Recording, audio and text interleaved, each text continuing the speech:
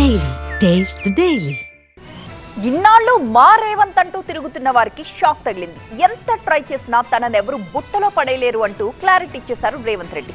తాను ఎవరిని నమ్మను అంటూ సీఎం చేసిన వ్యాఖ్యలకి అంతా ఆశ్చర్యపడ్డారు. అంతేకాదు తన పేరు చెప్పుకుని పైరవీలు చేసే వారిపైన కూడా ఆయన మండిపడ్డారు. రేవంత్ రెడ్డి ఎందుకిలా మాట్లాడారు, అసలేం జరిగింది?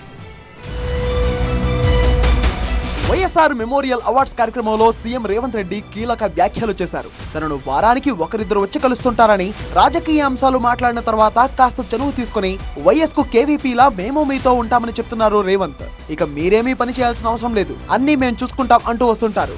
అలాంటి వారిని అస్సలు దగ్గరకు రానివ్వనని క్లారిటీ ఇచ్చారు సీఎం. కాస్త మనం చనువుగా మాట్లాడంగానే నేను నీకు డాక్టర్ కేవీపీ రామచంద్రరావు గారిని అయిపోతానని చెప్తా ఉంటారు. అంటే అని నేను అడిగితే ఇక నువ్వేం పని చేయాల్సిన పని లేదు, అన్నీ నేనే చూసుకుంటాను. నేను నవ్వి చెప్తా ఉంటాను, ఈ తరానికి ఒకే రాజశేఖర్ రెడ్డి, ఒకే కేవీపీ రామచంద్రరావు ఉంటారు, ఇంకా ప్రత్యామ్నాయం ఎవరు ఉండరు అని. ఈ తరానికి ఒకే వైఎస్ఆర్, ఒకే కేవీపీ ఉంటారని సీఎం రేవంత్ రెడ్డి అన్నారు. కేవీపీ కావడం అంత తేలికైన విషయం కాదని, ఎవరూ అలా ట్రై చేయొద్దంటూ ఇంట్రెస్టింగ్ కమెంట్ చేశారు. అంతేకాకుండా ఈ రోజుల్లో మనం కొంచెం పక్కకు జరిగితే మన సీట్లో కూర్చోవడానికి ప్రయత్నించే వాళ్ళు చాలా మంది ఉంటారని చెప్పారు రేవంత్ రెడ్డి.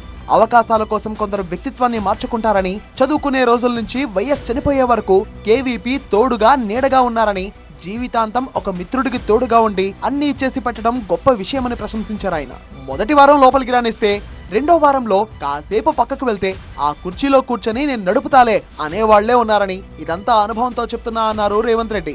మరోవైపు ఇండైరెక్ట్ గా తన కోటరీకి స్వీట్ వార్నింగ్ ఇచ్చారు రేవంత్. అత్యంత సన్నిహితులుగా చెప్పుకుంటూ తిరుగుతున్న కొందరికి షాక్ ఇచ్చారు. తానెవ్వరిని నమ్మనని, ఎవ్వరూ వైఎస్ఆర్ కు కేవీపీలా తనకు దగ్గర కాలేరని తేల్చి చెప్పేశారు. గత కొద్ది రోజులుగా తన పేరుతో పైరవీలు చేసిన వారిపై కూడా ఆగ్రహం వ్యక్తం చేశారు. ఈ మాటలతో ఒక్కసారిగా రేవంత్ కు దగ్గరుండే నేతలంతా షాక్ కు గురయ్యారు.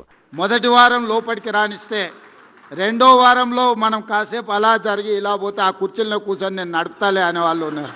ఎందుకంటే నేను అనుభవంతో ఇవన్నీ చెప్తున్నా. మొత్తానికి సీఎం రేవంత్ రెడ్డి వ్యాఖ్యలతో ఎమ్మెల్యేలు, మంత్రుల్లో సీరియస్ డిస్కషన్ మొదలైంది. పబ్లిక్ గా సీఎం స్వీట్ వార్నింగ్ ఇవ్వడంతో ఇన్నాళ్లు ఆయన కోటరీగా చెప్పుకుంటున్న నేతలంతా సందిగ్ధంలో పడ్డారు.